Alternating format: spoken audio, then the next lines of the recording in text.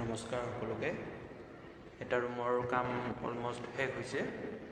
ওপৰত AC board দিছোঁ, তাৰপিছত ভেণ্টিলেশ্যনবিলাক এনেকৈ দিছোঁ আৰু খিৰিকীবিলাক এনেকুৱা স্কুৱাৰ টাইপত দিছোঁ, যিখিনি মই নিজে ৰং কৰিছোঁ। আৰু অলপমান আছে বাকী দুটামান ৰুমৰ, সেইখিনিও আনি থোৱা হৈছে।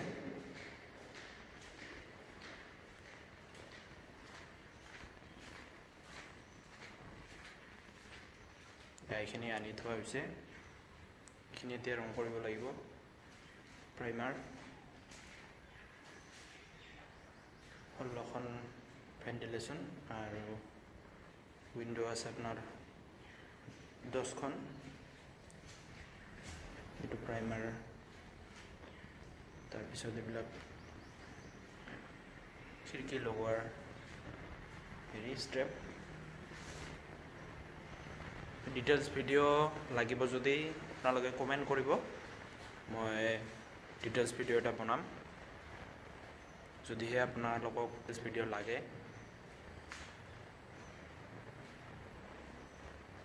কেনেকুৱা লাগিছে জনাব হা।